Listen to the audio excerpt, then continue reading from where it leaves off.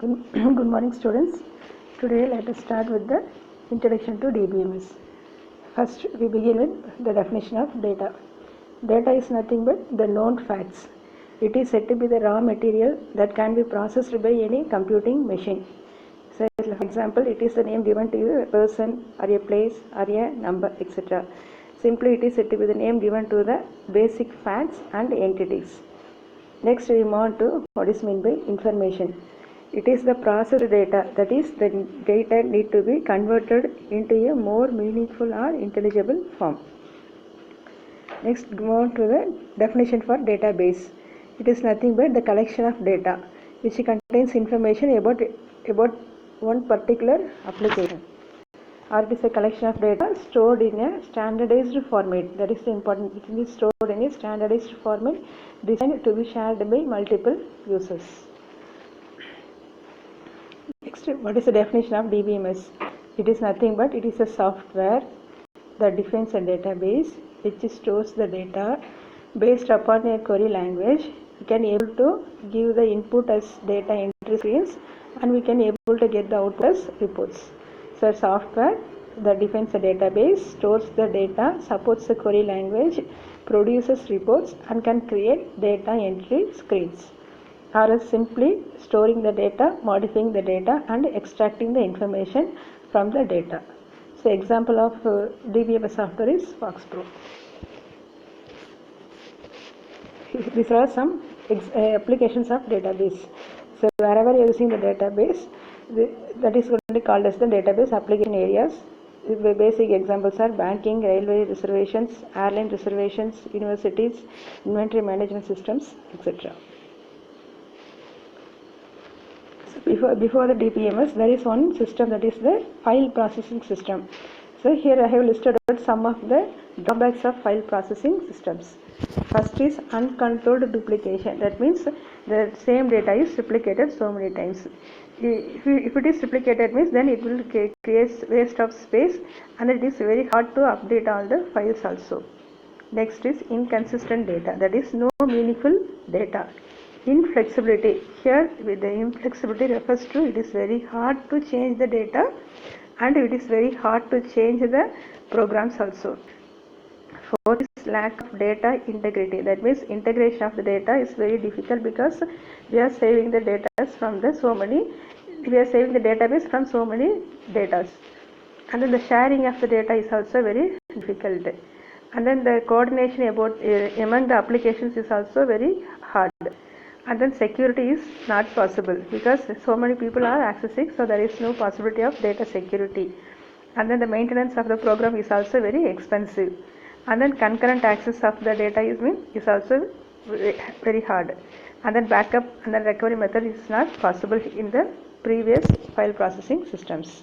These are some of the drawbacks of file processing systems. And then here some of the advantages of DBMS. First is focused point is minimal data redundancy. So data redundancy means duplication of data. Non-database systems maintain separate copy for each application. For example, in the college, records of all the students studying in the college are maintained, as well as in the college hostel also they will maintain the same students' records. Even though the records for all hostlers are already being maintained by the college office, the hostel too keeps a separate copy of it.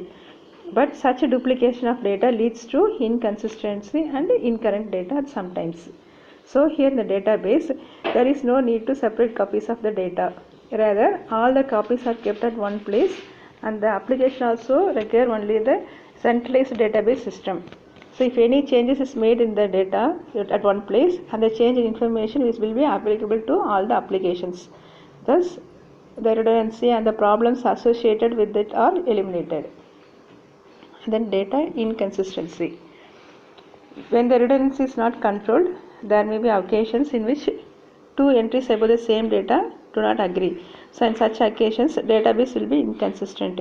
So obviously an inconsistent database will provide incorrect or conflicting information. By controlling redundancy, the inconsistent can be also be controlled. And then integration of data. Database contains data employed by so many different users. it is important that data items and the association between data items are not destroyed, as hardware failure and various types of accidents occur occasionally. For example, the number of days worked by an employee in an organization cannot exceed the number of working days in a month. Therefore, the database provides an integrity check such as range check to check for the values. So the range check should be within the certain limit of values. So the integration can be done.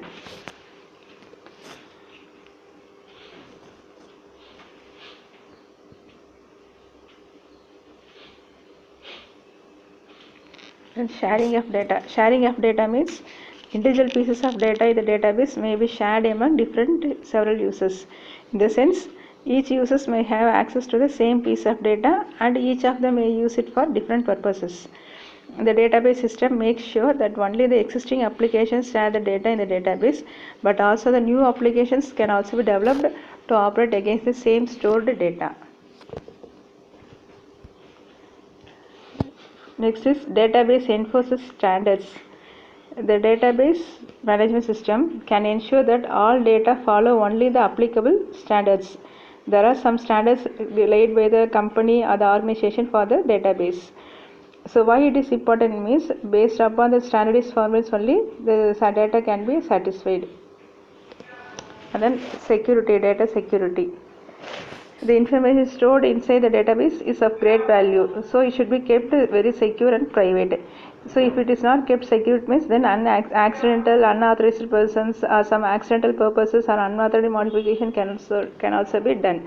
So it's a very important, privacy is very important for all the data which is stored in the database. So this all can be done with the help of DBMS. That's all. Thank you.